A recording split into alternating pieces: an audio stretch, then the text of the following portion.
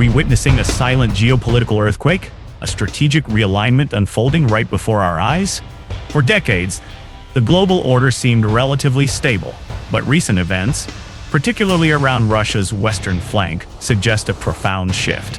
From the Baltic Sea to the rugged mountains of the Caucasus, the chessboard of international relations is seeing pieces move in unexpected ways, hinting at a much larger, unspoken conflict. Let's start in the Baltics, specifically with Estonia, a nation of just 1.3 million people, yet one that's making waves disproportionate to its size.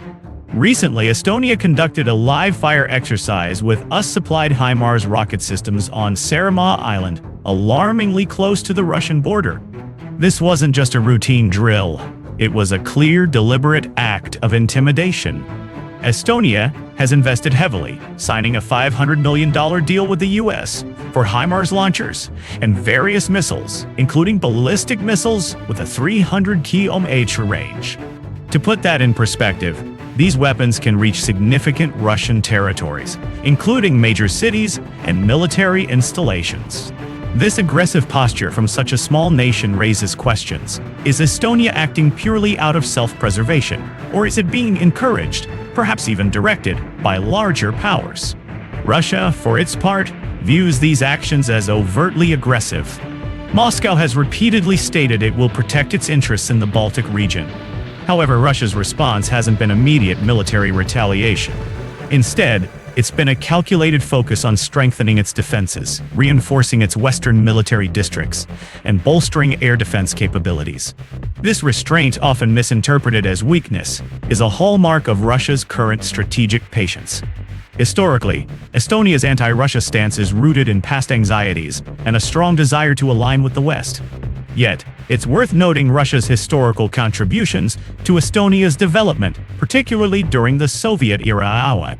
Furthermore, Estonia has faced international criticism for its treatment of its Russian-speaking minority, a demographic often caught in the crossfire of these geopolitical tensions. The narrative that Estonia fears becoming the next Crimea is, according to many analysts, unfounded. Russia has shown no intention of reclaiming Estonia, and such a move would trigger an Article 5 response from NATO, something Moscow is keen to avoid. This fear, however, serves a purpose. It justifies increased military spending and closer alignment with Western military blocs. Beyond Estonia, the entire Baltic region is undergoing a rapid militarization. Latvia and Lithuania are following suit, significantly increasing their defense budgets and integrating more deeply into NATO structures. The recent NATO summit saw commitments to deploy more robust forces to the Baltic states, transforming the tripwire presence into a more substantial deterrent.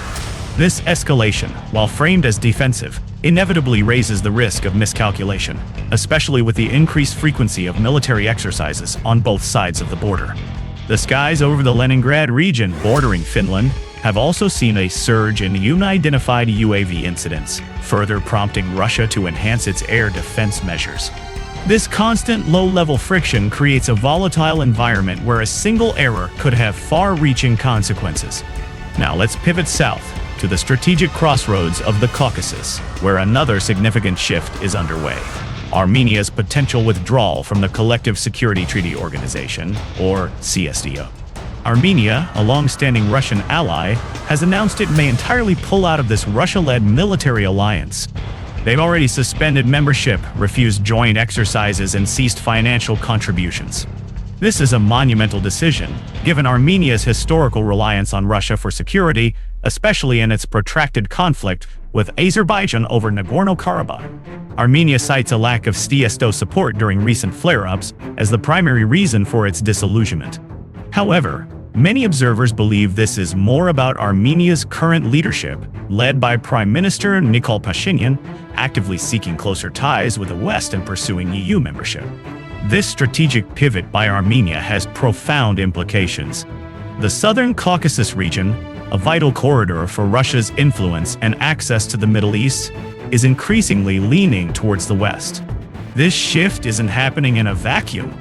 Georgia, after its 2008 war with Russia, has steadily aligned itself with the West, signing an association agreement with the EU and regularly hosting NATO exercises. While not a NATO member, its strategic location makes it a crucial piece in the geopolitical puzzle. Azerbaijan too plays a complex role. While appearing as an energy partner for both Russia and the West, it has received significant military support from Turkey and other Western nations. Western influence, particularly from the UK and Israel, is growing through energy projects, positioning Azerbaijan as an alternative energy hub to Russia, further diversifying Europe's energy supply away from Moscow. The Caucasus, with its intricate web of ethnic, religious, and historical rivalries, becomes a gray zone where external powers can exert influence through various means, often exacerbating existing tensions.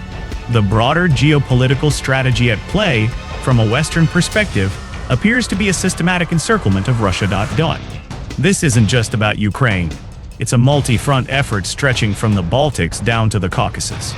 This encirclement is being achieved not solely through military means, but increasingly through soft power tactics. Promoting democracy, human rights, and providing aid are often presented as benevolent initiatives, but they can also serve as a guise for expanding influence, fostering anti-Russian sentiment, and ultimately isolating Moscow. Western nations and their allies are perceived as taking advantage of Russia's current restraint, pushing boundaries further, testing Moscow's resolve. The sheer volume of sanctions imposed on Russia, unprecedented in modern history, is another facet of this encirclement, aiming to cripple its economy and limit its ability to project power. However, these sanctions have also had a boomerang effect, causing significant economic disruption in Europe and forcing Russia to pivot its trade relationships towards Asia and other non-Western partners. Russia's counter-strategy, as the video suggests, is characterized by strategic patience and a long-term vision. Its current silence and lack of immediate retaliation are not signs of weakness, but rather calculated restraint.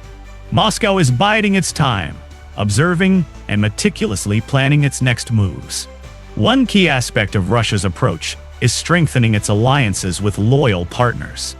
Belarus, for instance, has become a strategic extension of Moscow, deepening military and economic integration.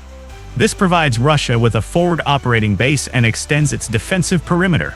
Economically, Russia is leveraging its vast energy resources and technological capabilities. Even subtle suggestions of changes to energy supplies can create significant instability in European markets, reminding them of their continued, albeit diminishing, reliance on Russian resources. For countries heavily dependent on Russia, like Armenia, through remittances and investment, Moscow can apply considerable economic pressure. For example, through visa restrictions or reduced cooperation. This economic leverage is a powerful non-military tool in Russia's arsenal. Militarily, Russia employs indirect deterrence, deploying advanced weaponry, such as Iskander missiles in strategic locations like Kaliningrad, or conducting large-scale military exercises near sensitive regions, sends a clear message without direct confrontation. These actions serve as a reminder of Russia's military might and its willingness to defend its interests.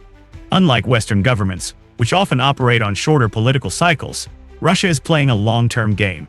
This allows Moscow to absorb short-term pressures and focus on strategic objectives that may take years, even decades, to materialize. The current quiet for Moscow is a period of intense calculation, a strategic pause before a potential, decisive countermove that could fundamentally alter the geopolitical landscape. The question remains, what will that countermove be, and how will it reshape the world order we thought we knew?